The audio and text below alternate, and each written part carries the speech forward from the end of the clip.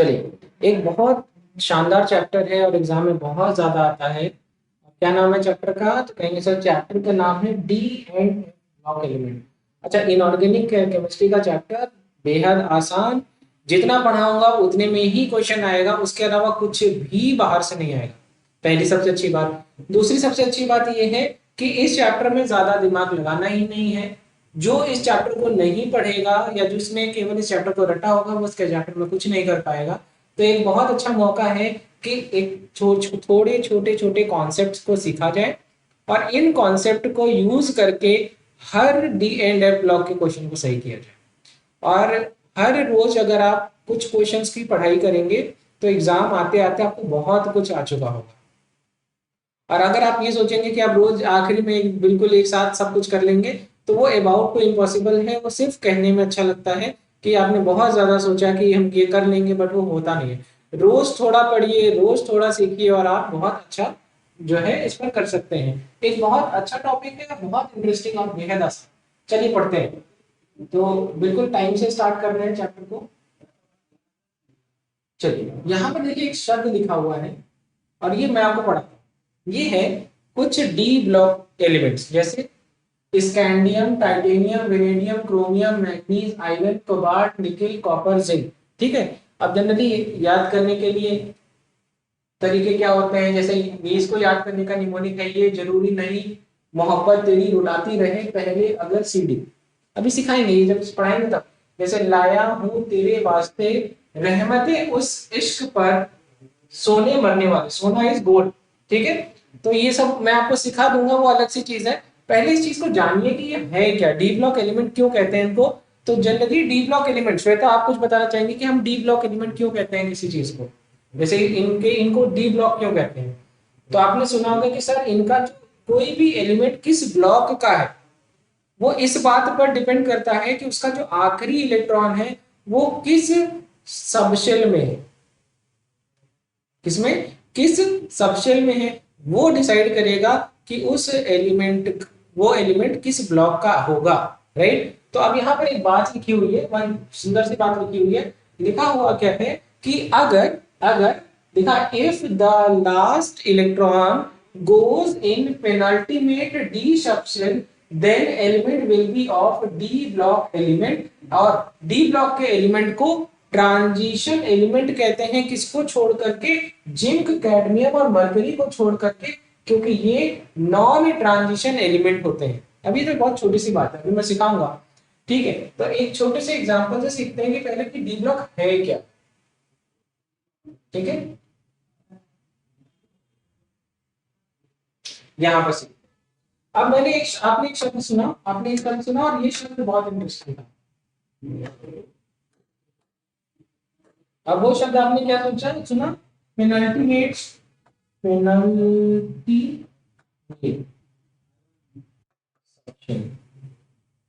अभी मैं सिखाऊंगा, परेशान मत होइए, बस आप देखिए। अब डी ब्लॉक एलिमेंट का मतलब क्या होता है? कोई भी एलिमेंट है, जैसे मान लो यहाँ पर मैं एग्जांपल ले रहा हूँ स्कैंडियम का। अब स्कैंडियम का एटॉमिक नंबर होता है 21। क्या होता है? 21। अब जब मैं बात करता हूँ 21, तो इसकी इलेक्ट्रॉनिक कॉन्फ़िगरेशन क्या होगी? तो कहेंगे सर अगर मुझे इसका इलेक्ट्रॉन लिखना हो तो मैं लिखूंगा 1s2, 2s2, 2p6, 3s2, 3p6 और इसके बाद लिखूंगा 4s2 और इसके बाद लिखूंगा 3d1। या अगर मुझे नहीं भी आता है तो मैं ऐसे लिखूंगा कि और सिंपल तरीके से लिख सकता हूँ आर्गन। आर्गन का एटॉमिक नंबर होता है 18, मतलब यहाँ से यहाँ तक हो गया। उसके बाद मैं लिख दूंगा 4s2, उसके बाद लिखूंगा 3d। अब और कैसे लिख सकते हैं? तो कहेंगे सर ऐसे लिख सकता हूँ 2,8, 2,8 और यहाँ देखो 6 2 8 और एक 9 और उसके बाद क्या लिखोगे? ये पुराने जमाने का जो इलेक्ट्रॉनिक कॉन्फ़िगरेशन है उससे लिखते हैं। ये एक एलिमेंट है। अब जरा देखना कि यहां तक आपने 18 इलेक्ट्रॉन भर दिए। कितने इलेक्ट्रॉन? 18 इलेक्ट्रॉन आपने यहां भर दिए। 19वां इलेक्ट्रॉन यहां आया और 20वां इलेक्ट्रॉन यहां आया, 21वां इलेक्ट्रॉन यहां पर। ये एक बहुत बेसिक पार्ट है, उससे यहां पर पढ़ते हैं। अब मैंने आपको क्या दिखाने की कोशिश करी कि स्कैंडियम में बेटा जो लास्ट इलेक्ट्रॉन है वो कहाँ गया, तो कहेंगे सर डी सबशेल में। ये इंपॉर्टेंट है और इसीलिए इसका नाम ये डी ब्लॉक एलिमेंट बना। अब यहाँ पर बात करते हैं कि शेल कैसे होती है। जैसे ये है एटम, तो यहाँ पर स्कैंडियम की बात करता हूं तो ये है पहली शेल। पहली शेल में कहेंगे सर 2 इलेक्ट्रॉन होंगे। कितने इलेक्ट्रॉन? 2 इलेक्ट्रॉन। ये 2 इलेक्ट्रॉन यहाँ पर बनाते हैं। अब बात करते हैं दूसरी शेल की। यहाँ पर कहेंगे सर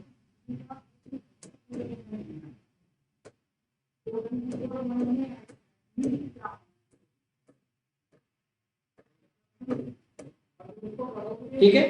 अब इसके बाद हम बात करेंगे तीसरी शेल की। जब मैं बात करता हूं तीसरी शेल की तो यहां पर एक होगा S subshell 2 electron, P subshell,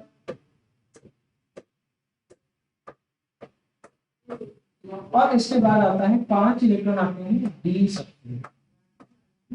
तो 5 में सिर्फ एक ही में इलेक्ट्रॉन है ना। अब ये आया नहीं, अभी हम नहीं लिख सकते, अभी हम नहीं लिख सकते। अब मैं आपको बना रहा हूं चौथी शेल। तो चौथी सेल में क्या है, तो कहेंगे सर 4s होता है, 4s होता है, 4p होगा, ठीक है। इसी तरीके से 4d होगा, ठीक है। वो अलग बात है, हम उसकी बात नहीं कर रहे। मैं आपको ये बता रहा हूं कि जो 4s है, 4s में 2 इलेक्ट्रॉन और उसके बाद ये है। तो कहने का क्या मतलब है, क्यों इसको पेनल्टीमेट शेल बोला? क्योंकि सबसे बाहर की शेल ये हो गई वैलेंस शेल,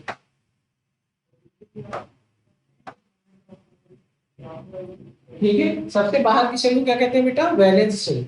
और वैलेंस शेल के जस्ट बाद वाली, जैसे अगर मान लो ये नंबर 4 है तो ये कौन सा नंबर है? 3। तो अगर मैं मान लो इसको n नंबर दे दूं, अगर मैं इसको n बोल दूं, तो ये वाली शेल, ये जो तीसरी शेल है, ये बन गई n-1, दैट इज 4-1। अगर मैं 4 में 1 कम करता हूं तो 3 के बराबर आता है। इसी तरीके से मान लो ये 4D सीरीज होता, 5D सीरीज होता, तो क्या होता कि जो बाहरी शेल है उसके जस्ट एक शेल अंदर वाली शेल में आखिरी इलेक्ट्रॉन आ रहा है, इसीलिए इसको क्या कहते हैं? n-1। इसीलिए इसको कहते हैं पेनाल्टी में। बात समझ आ रही? n-1 का शब्द कहां से है? अच्छा, n-1 में भी कहां पे आ रहा है? तो कहेंगे डी सबशेल में। कहां पर आ रहा है? डी सबशेल में। तो पेनल्टी में डी डी सब कहते हैं। क्या कहते हैं? एंटी पेनल्टी मेड, ठीक है, या प्री पेनल्टी मेड भी कहीं कहीं लिखा होता है। ये जब एफ ब्लॉक पढ़ाऊंगा तब सिखाऊंगा, ठीक है। तो पहले आप ये पॉइंट को समझिए। आप चाहो तो पहले ये पॉइंट लिखो, फिर मैं हिंदी में भी लिखवा दे रहा हूँ। If the last electron goes in penultimate d subshell then the element will be of d block element. अब यहाँ पर क्या लिखा हुआ है? अब यहाँ पर एक और बात लिखी हुई है कि डी ब्लॉक के जितने भी एलिमेंट होते हैं सबको ट्रांजिशन एलिमेंट कहते हैं। पहले हम उसको सिखाते हैं कि ट्रांजिशन एलिमेंट क्यों कहते हैं। अब यहाँ पर सीखने के लिए क्या है? अच्छा, अब एक शब्द आया ट्रांजिशन एलिमेंट। एलिमेंट मतलब तत्व। ट्रांजिशन एलिमेंट शब्द कहां से है? कहेंगे ट्रांजिशन एलिमेंट का मतलब क्या है कि ऐसे जितने भी जिनकी 2 शेल, सबसे बाहर की आउटर मोस्ट, याद नहीं करना, सीखना है। बाहर की 2 शेल, आउटर मोस्ट शेल्स क्या हो? इनकम्प्लीट। बाहर की 2 शेल्स क्या हो? इनकम्प्लीट हो। बाहर की 2 शेल्स क्या हो? इनकम्प्लीट हो। तो हम इनको क्या कहेंगे? Transition element. जैसे जैसे जब तुम स्कैंडियम देख रहे थे तो स्कैंडियम के केस में बाहर की शेल, जब मैं ये पहली शेल, ये दूसरी शेल, ये तीसरी शेल, तो तीसरी शेल में 3d1 ही तो था। इसका मतलब ये पूरी, अभी इसमें 9 इलेक्ट्रॉन और आ सकते थे। कितने और आ सकते थे? 9। और था कितना? एक था। आ कितने सकते थे? 9 और आ सकते थे। इसी तरीके से जब तुम 4 की बात कर रहे थे तो कहोगे सर 4 में तो सिर्फ s में ही इलेक्ट्रॉन थे 2, लेकिन 4p पूरा खाली। अच्छा, किसी शेल में मैक्सिमम कितने इलेक्ट्रॉन आएंगे, किसी शेल में मैक्सिमम कितने इलेक्ट्रॉन आएंगे, ये इस बात से डिसाइड होगा। किस कौन डिसाइड करेगा? किसी शेल में मैक्सिमम कितने इलेक्ट्रॉन आएंगे, ये कैसे डिसाइड होगा? कोई बता सकता है? कोई ऐसा बच्चा बोलिए। किसी शेल में मैक्सिमम कितने इलेक्ट्रॉन आएंगे, ये किस बात में होता है? 2n square. और 2n स्क्वायर का n क्या बताता है? n बताता है शेल की का नंबर, शेल नंबर। ओके, अब यहाँ पर क्या हो गया कि 2 इंटू 4 का स्क्वायर, तो 4 चौक 16 देना 32 इलेक्ट्रॉन। तो देखो बाहर की जो चौथी शेल थी इसमें 32 इलेक्ट्रॉन आ सकते थे और आया कितना? सिर्फ 2। आया कितना? सिर्फ 2। अनसिखा कि ये दोनों ही शेल इनकम्प्लीट है। तो ऐसे ऐसे जितने भी एलिमेंट्स होते हैं जिनकी बाहर की 2 शेल इनकम्प्लीट होती हैं उनको हम कहते हैं, ये इस बात से डिसाइड होता है कि उस क्या फॉर्मूला लगता है? 2n square. n बताता है शेल का नंबर, कि मैक्सिमम क्या होगा शेल का नंबर। ठीक है, मैक्सिमम शेल का नंबर क्या होगा वो किससे पता चलेगा? n से पता चलेगा। चलिए, अब यहां तक हम लोगों ने सीख लिया, मैंने ये दिखा दिया कि बाहर की 2 शेल इनकम्प्लीट है, तो इसको क्या कहा हम लोगों ने? Transition element. अब जैसे जब मैं बात करता हूँ जिंक क्यों ट्रांजिशन एलिमेंट नहीं है, तो जिंक का एटॉमिक नंबर होता है 30। और जब आप तुम इलेक्ट्रॉनिक कॉन्फ़िगरेशन लिखोगे तो आंसर आएगा आर्गन, आर्गन 3d10 4s2। करके भी दिखा सकता हूँ, 1s2 2s2 2p6 3s2 3p6 4s2 3d10। ठीक है, क्यों मैं हमेशा ऐसे बनाता हूँ? ताकि आपको कभी कंफ्यूजन ना हो। हालांकि ये इलेक्ट्रॉन भरते समय में बनाता हूँ, जब मुझे इलेक्ट्रॉन निकालना होगा ना तो मैं यहाँ पर 4s2 लिखा करूंगा और आपको बताऊंगा कि सबसे बाहर की शेल से सबसे पहले इलेक्ट्रॉन निकलेगा, वो अलग चीज है। अब यहाँ पर देखो 3d10 है, इसका मतलब क्या है कि यहाँ पर 2 3 4 5 6 10। तो देखो यहाँ पर क्या हो गया, तो अब ये एग्जांपल बन गया, ये एग्जांपल बन गया जिंक का। अब यहाँ पर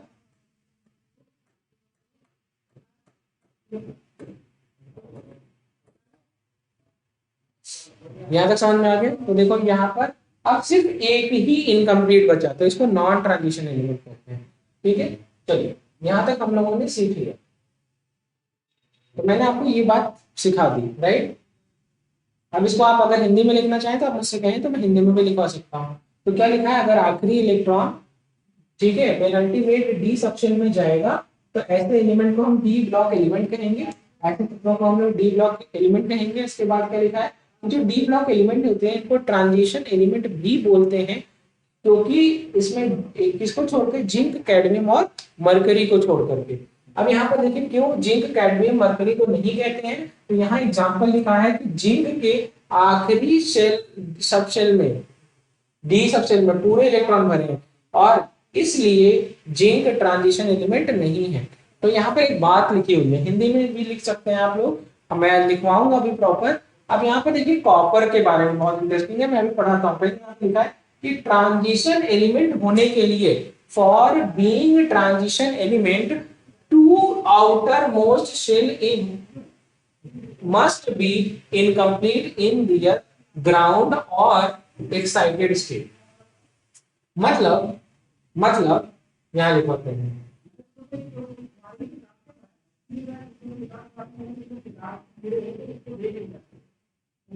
मतलब ट्रांजिशन एलिमेंट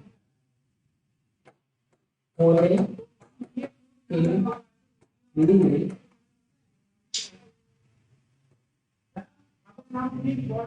बाहर के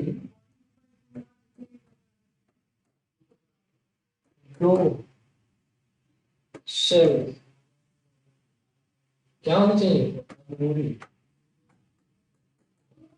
इनकम्प्लीट चाहिए, इनकम्प्लीट होनी चाहिए, तो हम इनको क्या कहेंगे, ट्रांजिशन एलिमेंट। ठीक है, यही बातें यहाँ पर लिखी है। अब यहाँ पर एक एग्जांपल है, वो एग्जांपल है कॉपर का। कॉपर का एग्जांपल देखते हैं। कॉपर का एटॉमिक नंबर होता है 29। कॉपर का भी सिखा दूंगा और क्रोमियम का भी सिखा दूंगा। क्रोमियम का एटॉमिक नंबर होता है 24। तो जब आप लिखोगे तो यहाँ पर आएगा आर्गन कॉमा 3D9 4s2। ठीक है, अब 3D9 और 4s2 लिखा हुआ है, तो एक साहब जिनका नाम था होन्स, एक साहब जिनका नाम था होन्स। होन्स साहब एक बात बोला करते थे कि अगर बाहरी कक्षा में अगर किसी सबसेल में इलेक्ट्रॉन की फील्डिंग होगी, और तो इलेक्ट्रॉन फील्ड होने के बाद जो सबशेल बनेगा, अगर वो पूरी तरीके से भरा हो, मतलब एग्जैक्टली फुलफिल्ड हो, मतलब ये इस तरीके की कंडीशन,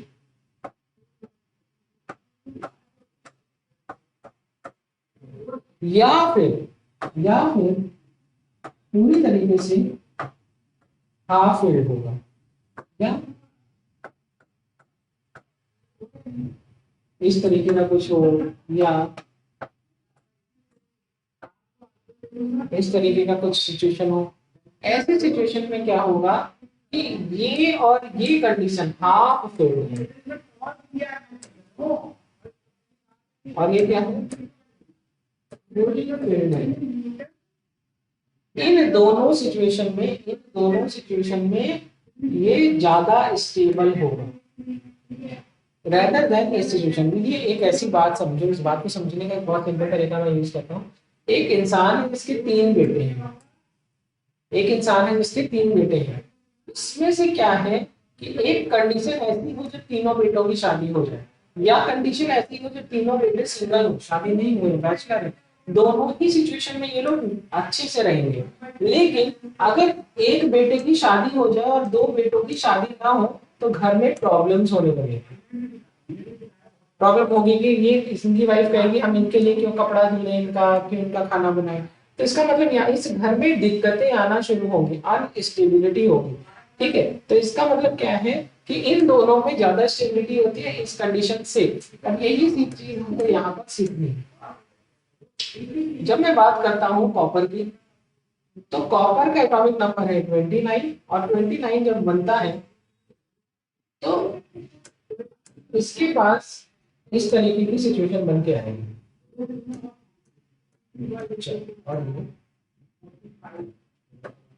अब ये बहुत मजेदार है, बहुत ज्यादा मजेदार है।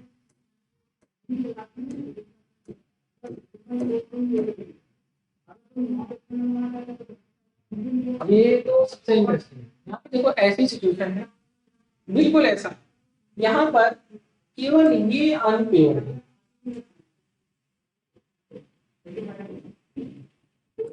ओके, अब देखना मजेदार है, मजेदार, बहुत मजेदार है। एक फैमिली है और उनके 5 बच्चे हैं, मम्मी पापा हैं, 5 बच्चे हैं और मम्मी पापा हैं। और ये इन 5 बच्चों में से 4 बच्चों की शादियां हो गई हैं, और ये सबसे आखिरी वाले की भी शादी नहीं हुई। तो मुझे एक बात बताना कि मम्मी पापा इस रूम में रहते हैं, बाकी बच्चे यहाँ पे रहते हैं। ये जो छोटा वाला बच्चा है, जब इसको भूख लगेगी या ऐसा कपड़ा गंदा होगा, तो इनमें से कोई एक बहू काम कर सकती है, उसके कपड़े धुलवा दे या कुछ। लेकिन ये बहू कहेंगी हम क्यों धुले, छोटी वाली से काम कराओ, ये कहेंगे हम क्यों धुले, इनसे काम कराओ। इस वजह से घर में प्रॉब्लम का माहौल बना रहेगा। क्योंकि सब कहेंगे कि इनके हम इनके नौकर थोड़े हम इनके लिए खाना लेके जाए या इनकी प्लेट लेके आए। तो क्या होता है ना, ऐसी सिचुएशन में अगर आप फैमिली में देखेंगे तो ऐसी सिचुएशन में क्या होता है कि जो लड़की की जो जो लड़का सिंगल है उसकी मम्मी उसका ध्यान रखती है। उसकी मम्मी कहती है कि अरे क्या बहूओं के ऊपर प्रेशर हो, हम धुल लेंगे, हम कपड़ा अभी तक तो कर ही रहे थे, तो हम तुम्हारे लिए कर देंगे। तो उसकी मम्मी अब उसका ध्यान रख रही है, तो वो पापा के कमरे से निकल के आई और यहाँ रह गई। अब पापा भी कहेंगे अरे ठीक है 20 साल से इनके साथ रह रहे हैं, नहीं भी रहेंगे कोई दिक्कत थोड़े है, हाँ हम अपना मैनेज कर लेंगे। तो इसका मतलब क्या है कि इन्होंने देखा कि घर में प्रॉब्लम हो रही है, इसलिए इन्होंने अपनी जगह बदल दी और अब ये यहाँ चली आई। जब ये यहाँ चली आई तो इस घर में प्रॉब्लम खत्म, इस घर में प्रॉब्लम खत्म। और इनके पापा इतने समझदार हैं कि अकेले भी अच्छे से रह सकते हैं कमरे में। तो इसका मतलब क्या है कि अब ऐसी सिचुएशन आ गई कि सब नॉर्मल है, ये पूरी तरीके से फुल है, और ये क्या है पूरी तरीके से हाफ फुल है। और वुड साहब कहते हैं या तो पूरी तरीके से फुल हो या तो हाफ हो, तभी स्थिरता आती है, वो एलिमेंट ज्यादा स्टेबल होता है। तो कॉपर के केस में ये होता है। और यहाँ पर अब इसको चाहो तो आप यहाँ लिख सकते हो, मतलब कॉपर के नॉर्मली कॉपर में ये होता है। लेकिन जब ये इसको कहते हैं एक्साइटेड स्टेट, मतलब कि R1 3D10 बस समझ में आ गई, यहाँ तक समझ में आ गई। ये है कॉपर ज्यादा स्टेबल है इस कंडीशन में। अब एग्जाम में एक सवाल आएगा, एग्जाम में जो सवाल आएगा वो सवाल तुमसे पता है क्या पूछेंगे एग्जाम में? एग्जाम में वो तुमसे सवाल पूछेंगे कि क्या कॉपर ज्यादा स्टेबल है, क्या कॉपर ट्रांजिशन एलिमेंट है कि नहीं। तो तुमको ऐसा लगेगा कि सर आप इसको नॉन ट्रांजिशन कह दीजिए क्योंकि इसका ये डी का फुलफिल हो गया है। अब तो डी वाला पूरा भर गया, मतलब थर्ड वाली सेल में 18 होने चाहिए थे और अभी तक 17 थे, एक और आ गया 18 हो गए। लेकिन बेटा ऐसा दिमाग में कभी मत लाना, ऐसा दिमाग में कभी मत लाना। इसको हमेशा ट्रांजिशन एलिमेंट में रखना, नॉन ट्रांजिशन में नहीं रखना। नॉन ट्रांजिशन में सिर्फ इतने हैं। अच्छा ये बात कहां से आई, इस बात को समझो। नॉर्मल स्टेट में कॉपर में 3D9 होता है, और हमेशा ट्रांजिशन है कि नॉन ट्रांजिशन है ये इस बात से डिपेंड करता है कि ग्राउंड स्टेट में कितने एलिमेंट है। तो ये कभी कंफ्यूज नहीं होना है। एग्जाम में बेवकूफ बनाने के लिए कॉपर एग्जाम्पल के तौर पर आएगा, लेकिन हमको उसी को लगाना है कि यही ट्रांजिशन एलिमेंट है। जिंक, कैडमियम और मरकरी ट्रांजिशन एलिमेंट नहीं है, ये एग्जाम में आएगा। चल ये भी बात सिखा दी। हाँ अब यहाँ पर आती है इलेक्ट्रॉनिक कॉन्फ़िगरेशन की, और किस तरीके से पीरियोडिक टेबल के अंदर वो इलेक्ट्रॉन है, उनका कैसे डिस्ट्रीब्यूट है, कैसे वो इलेक्ट्रॉन प्रेजेंट है पूरी पीरियोडिक टेबल में। तो मैंने कुछ नया नहीं बनाया, मैंने उसी चीज को थोड़ा सा साधारण बना दिया है। जो आपके सामने इतना बड़ा सा लिखा है, मैं इसी चीज का, अच्छा ये देखो, इसी चीज को मैंने यहाँ पर इस तरीके से लिखा है। मैं आपको सिखाता हूँ कैसे। यहाँ पर देखो,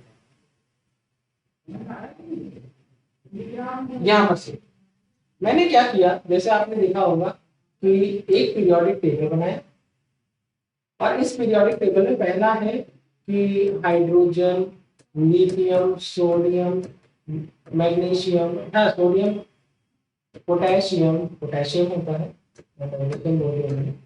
सोडियम के बाद पोटेशियम, ठीक है, और रुबिडियम और सीरियम। यहाँ पर क्या होगा, तो बेरिलियम,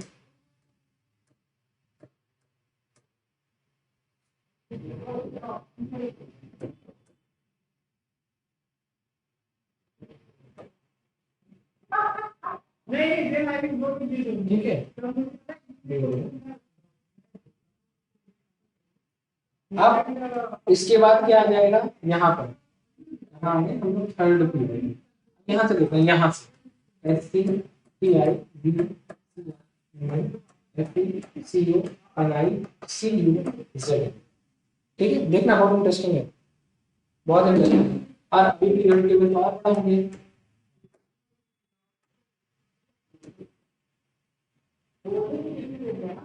ठीक है, यहाँ पर आ गया और एल्यूमिनियम, ठीक है, यहाँ आ गया गैलियम,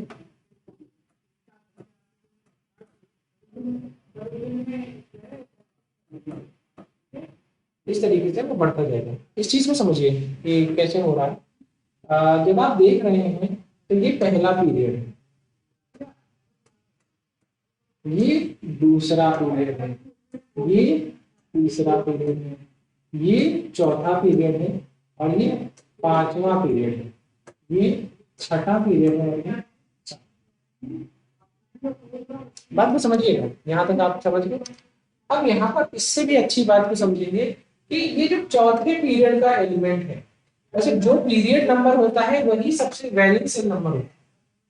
इसकी बाहरी सेल चौथी ही होगी। और तुमने देखा था स्कैंडियम में आपने पढ़ा आर्गन 3d1 4s2, तो इसकी जो बाहरी सेल है, बाहरी कक्षा है, वो चौथी ही है, कोई दिक्कत नहीं।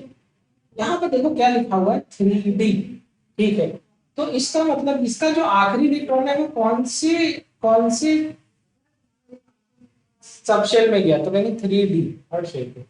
तो इसका नाम है, इसको 3d सीरीज भी कह सकते हैं। क्या कह सकते हैं? ये जो शब्द आया 3d सीरीज, ये जो, अब इसमें कोई भी एग्जांपल लोगे, सी यादव, लाए, एसी, ठीक है, तो कोई भी तुम एलिमेंट लोगे ना, तो उसका आखिरी, जैसे ये पांचवें पीरियड का है तो उसका आएगा 5s2, क्या आएगा 5s2,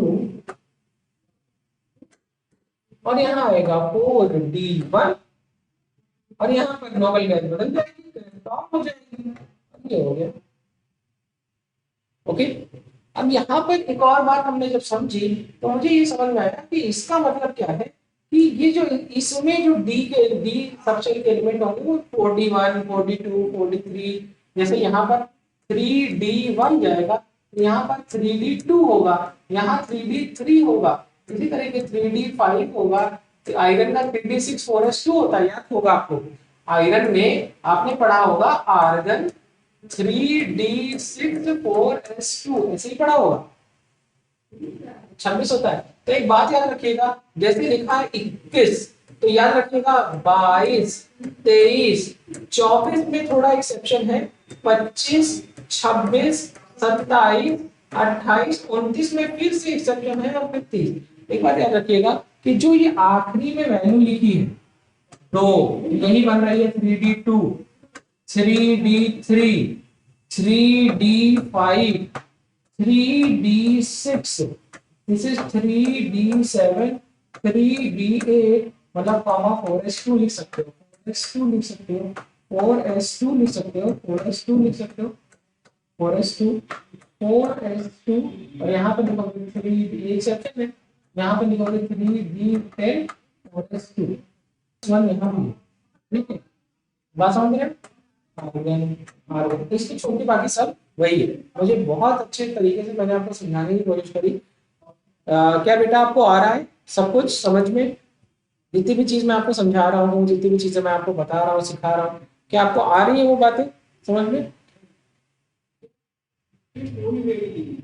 ओके, तो इस तरीके से हम लोग इसके इलेक्ट्रॉनिक कॉन्फ़िगरेशन को बहुत आसान तरीके से कर सकते हैं। अब मैं आपको यहाँ तक पढ़ा दूंगा, मैंने आपको ये पढ़ा दिया।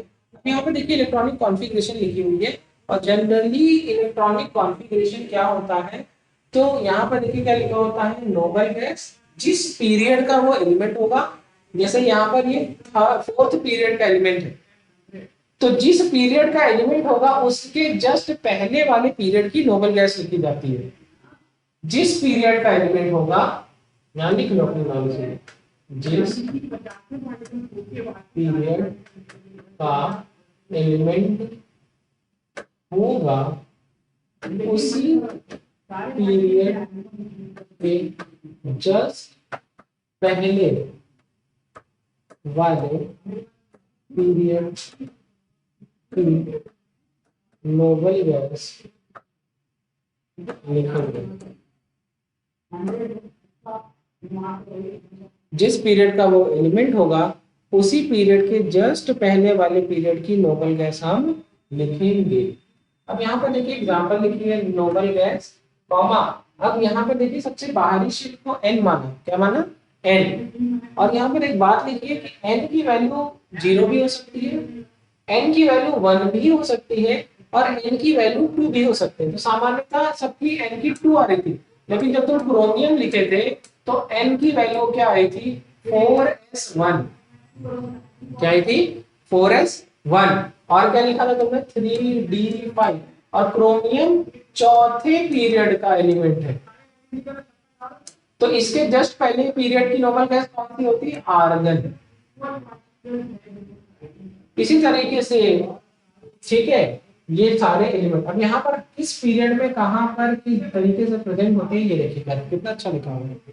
यहाँ पर लिखा हुआ है स्कैंडियम से लेकर के जिंक तक के जो पीरियड का नाम कौन सा पीरियड है चौथा पीरियड है, और इस पीरियड को 3D सीरीज भी कहते हैं या फर्स्ट ट्रांजिशन सीरीज। एग्जाम में 2 बार क्वेश्चन आया, दोनों बार उन्होंने कुछ चीजें पूछी कि जैसे फर्स्ट ट्रांजिशन सीरीज का नाम बताइए, तो आंसर क्या था स्कैंडियम से लेकर जिंक तक।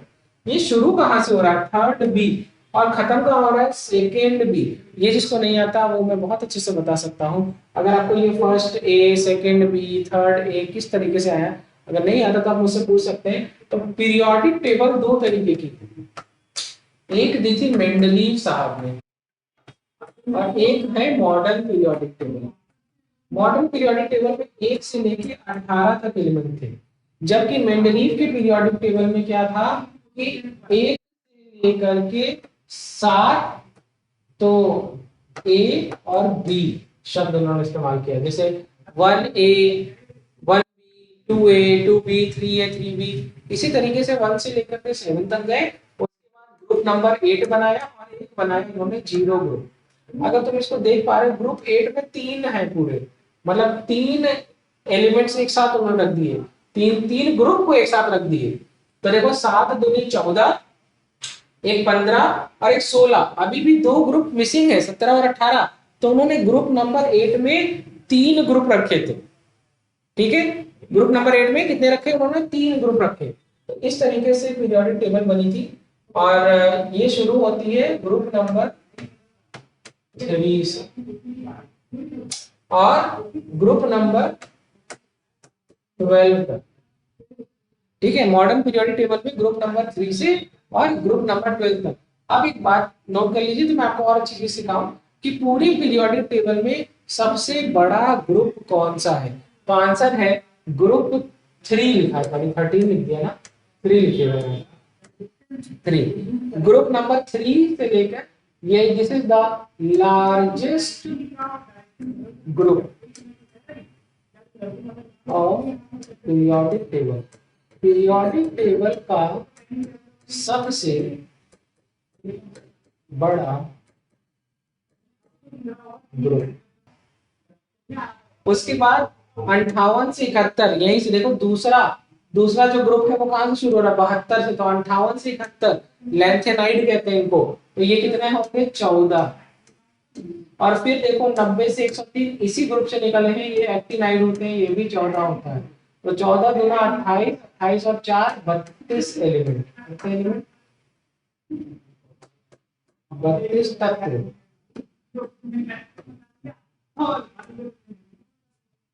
मेरी बात आपको समझ में आ रही है। अब यहाँ पर एक बात और लिखी, देखो नीचे लिखा भी है कि largest group of periodic table third B, और यहाँ पर मैंने लिखा है SC यादव लाए AC 14 + 14 32 तत्व। अब यहाँ पर बात करते हैं और आगे जब हम बात करते हैं तो यहाँ पर लिखा हुआ है कि जो ये तो था चौथा पीरियड, ये 5। अब क्योंकि इसमें 3D में पहले इलेक्ट्रॉन आए इसको 3D सीरीज भी बोलते हैं, 4D सीरीज बोलते हैं, 5D सीरीज बोलते हैं, 6 क्या लिखा है ग्रुप नंबर 3 है। तो आर्गन 3D 1 to 10 और 4s 1 भी हो सकता है 2 भी हो सकता है। अच्छा इसमें 3D सीरीज में 4s 0 नहीं होता, 4s इसमें नहीं होता, 4D या 5D में मिलेगा आपको, लेकिन यहाँ पर नहीं होता, ठीक है। अब यहाँ पर देखिए क्या लिखा हुआ है कि जब ग्रुप नंबर क्या लिखा है इसका। अच्छा मैंने इसको इस तरीके से लिखा है मैंने किसी के आगे नोबल गैस नहीं लिखी। मतलब आपको ये अंडरस्टूड होना चाहिए कि यहाँ पर आर्गन लिखना है। क्या लिखना है? आर्गन। इसके आगे आर्गन लिखना है, आर्गन। वैसे क्योंकि इतना बड़ा कॉपी में नहीं आएगा, तो आप बार बार आर्गन मत लिखो, क्योंकि आपको खुद समझ में आ गया है कि ये बात हो क्या रही है। ठीक है, तो यहाँ पर देखिए मैंने आपको प्रॉपर दिखाया है कि स्कैंडियम का 3d1:2, 3d2:2, 3d3:2। अगर एटॉमिक नंबर नहीं आता तो क्या हो गया? 21, 22, 23, 24, 25, 26, 27, 28, 29 और 30। अगर आपको याद होगा तो आपको ये नोट कर लीजिए। खैर, अब आपको, अच्छा मैं आपको एक और बहुत इंटरेस्टिंग बात बता रहा। अगर मुझे मेंडलीव पीरियोडिक टेबल में इसकी बात करनी होगी तो मैं बहुत अच्छे से बोलूंगा कि इसको मैं कहता हूं थर्ड। ठीक है, अब इसी के साथ आएगा 4b, 5b, 6b, और ये आ गया ग्रुप नंबर 7। ठीक है, ठीक है, और यहां से लेकर के यहां तक, यहां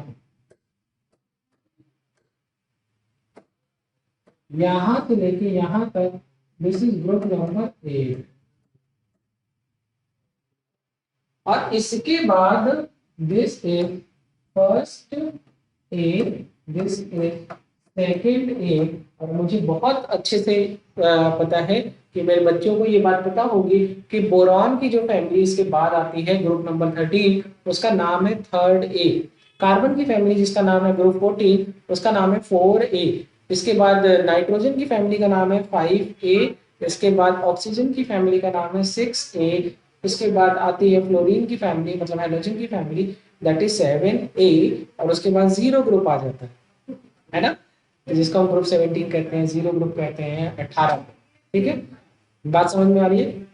तो यहाँ पर एक बात लिखी है कि जो क्रोमियम और कॉपर है, ये ऑफ बाउ रूल और हुंड रूल को फॉलो, ऑफ बाउ रूल को तो नहीं फॉलो करता है, लेकिन हुंड के नियम को फॉलो करता है। लिखेंगे कि क्रोमियम, और कॉपर ऑफ बाउ के नियम को नहीं मानते, मगर हुंड के नियम को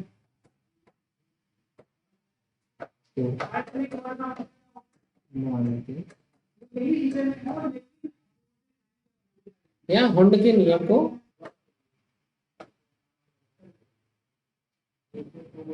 वो सब चीज आपको यहाँ पर देखने को, ओके।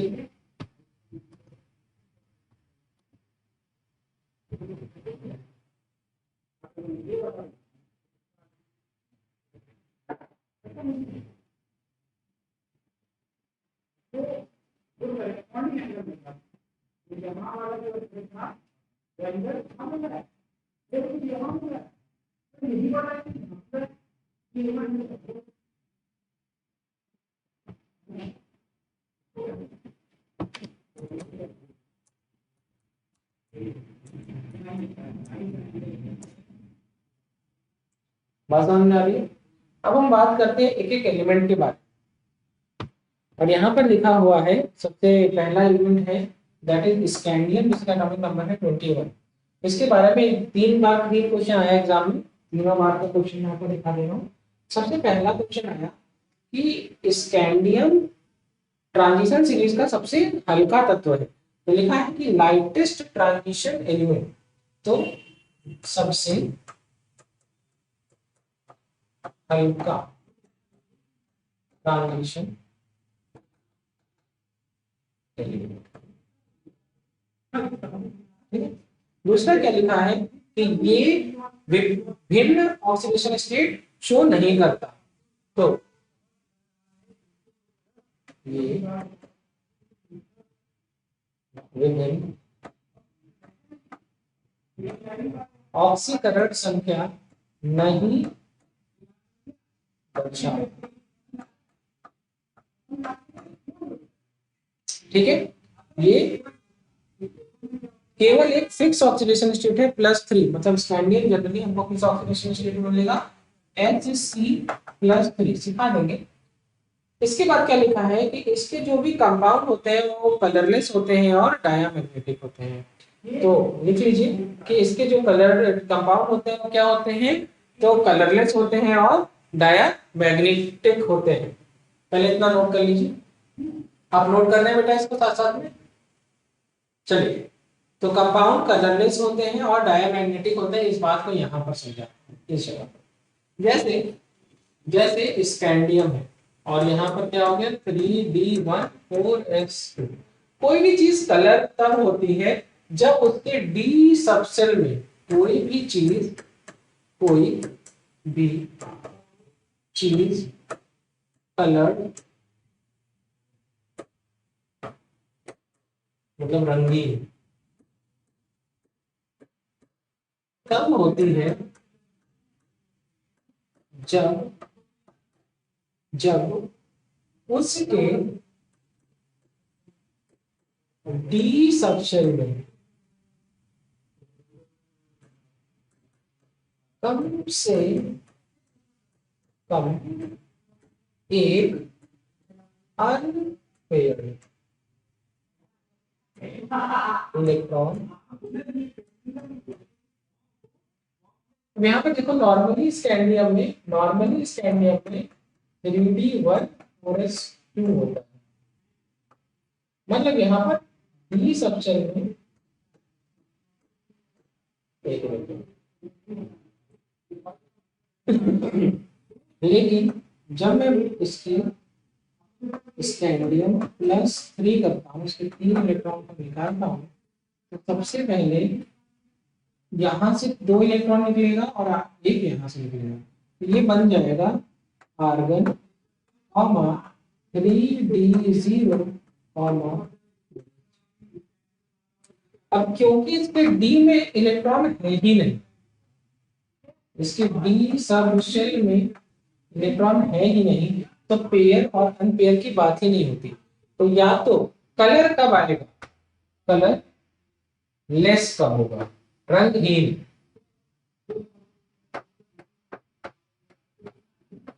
रंगहीन कब होगा कोई भी कंपाउंड, इसकी दो कंडीशन है, या तो वो D0 हो या तो वो D10 की कंडीशन, या तो वो D0 की कंडीशन में हो या फिर वो D10 हो, मतलब जिंक। जैसे D0 हो गया तो ये कलरलेस हो गया, रंगहीन हो गया। अगर मैं बात करता हूँ जिंक की, तो जिंक के 30 इलेक्ट्रॉन, ये यहाँ पर 1 2 3 4 5 6 7 8 9 10, देखो D10 क्या हो गया, कलरलेस। और क्या हो सकता है, कॉपर 29, तो क्या लिखा था 3d10 4s1, तो D10 लिखा हुआ है, तो क्या होगा, कलरलेस। लेकिन इसके अलावा जितने भी होंगे सब कलर्ड होंगे। तो मुझे पूरी उम्मीद है कि मैंने आपको जो जो भी चीज़ें आपको पढ़ाने की कोशिश करी, आई जस्ट होप कि हर चीज़ आपको बहुत अच्छे से आई और किस तरीके से हमने इस चीज़ को कवर करा है। मैंने आपको हर चीज़ सिखाने की कोशिश करी। तो कंपाउंड क्या होंगे, रंगहीन, कलरलेस।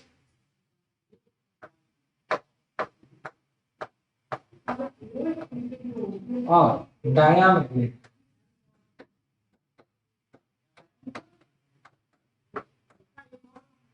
एक बात जान लीजिए कि एकदम यही सेम चीज, एकदम यही सेम बात जो मैंने लिखवाई है कि कोई भी चीज रंगीन या कलर प्लस पैरामैग्नेटिक,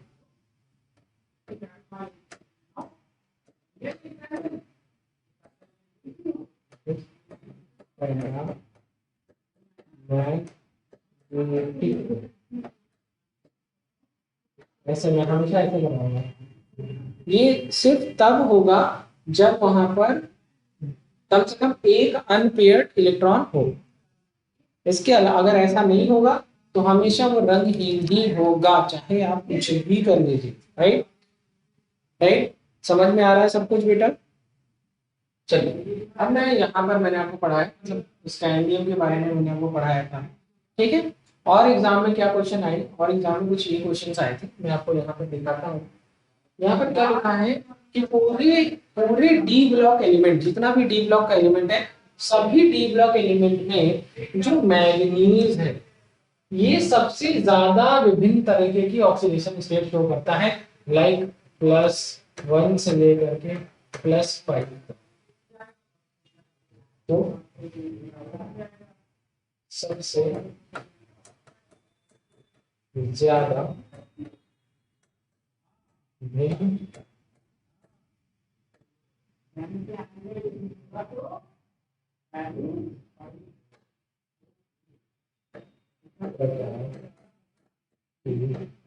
ऑक्सीकरण संख्या।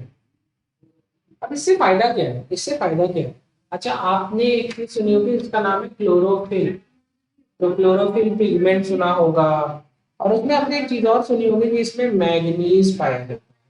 जैसे हीमोग्लोबिन में आयरन पाया जाता है, ठीक है। और इस तरीके से आपने बहुत सारे एलिमेंट्स में जितने भी एंजाइम सुने होंगे, सभी एंजाइम में कोई ना कोई एलिमेंट पाया जाता है। और ये एंजाइम क्या करते हैं, तो कहीं इस तरह रासायनिक, ये जो बायोकेमिकल रिएक्शन होती है, रासायनिक प्रतिक्रिया होती है शरीर के अंदर, उनको कैटेलाइज करते हैं, उत्प्रेरक कहते हैं इनको। तो इसका मतलब क्या है, इसका एक बात मुझे समझ में आ रहा है, ये लगभग जितने नाम लिए, मैग्नीज, आयरन, अच्छा साइनोकोबालामीन, विटामिन B12, उसमें भी कोबाल्ट होता है, ठीक है। तो अब आप ये समझ रहे हैं कि ये सारे तत्व जितने भी बोल रहे हैं, ज्यादातर क्या लगभग तत्व डी ब्लॉक के हैं। इसका मतलब क्या है कि ये क्यों ऐसे हो रहा है? सबसे बड़ा कारण है ये ऑक्सीडेशन स्टेट। ये कई तरीके की ऑक्सीकरण संख्या शो कर सकते हैं, ऑक्सीडेशन शो कर सकते हैं। यही रीजन है कि ये बहुत सारे एंजाइम्स में पाए जाते हैं। जैसे मैग्नीज पाया जाता है आर्जिनीज में, आर्जिनेज एंजाइम, कौन सा एंजाइम है? Arginase enzyme. कौन सा एंजाइम है? आर्जिनेज। आर्जिनेज क्या यहाँ पे पाया जाता है? लीवर में पाया जाता है। यूरिया बनाने के लिए काम करता है। यूरिन लीवर में बनती है ना, यूरिया लीवर में बनता है। तो लीवर में कौन सी साइकिल चलती है? ऑर्निथीन साइकिल, ठीक है। तो उसको बनाने के लिए जो उत्प्रेरक है, उस उत्प्रेरक में ये पाया जाता है।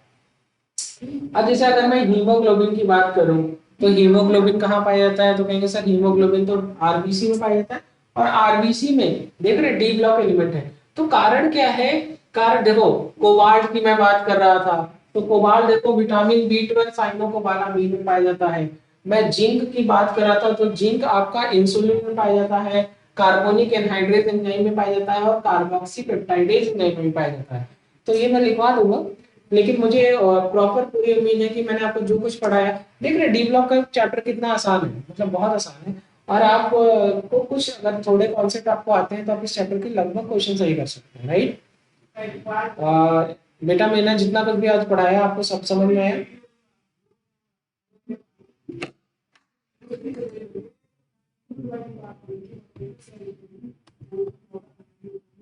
ठीक है। तो यहाँ पर देखिए क्या है कि एक्चुअली सिर्फ हिंदी से काम नहीं चलेगा, हमें कुछ हिंदी और कुछ इंग्लिश दोनों आना चाहिए, क्योंकि आगे आपका करियर, आप आगे डॉक्टर बनेंगे या कुछ भी बनेंगे, सिर्फ हिंदी का ही स्कोप नहीं है, इंग्लिश उसमें आपको बहुत मदद करेगी। तो मैं हमेशा कोशिश करता हूँ कि मैं दोनों भाषाओं में आपको पढ़ाऊँ, और दोनों भाषाओं में आप लिखने की भी कोशिश किया करें। और ज्यादातर ये कोशिश किया करें कि जो चीजें आप इंग्लिश में समझ रहे हैं उसको जरूर इंग्लिश में लिखिए, जब नहीं आता है तो उसका हिंदी में बता रहा हूँ, हिंदी भी हम लिख सकते हैं।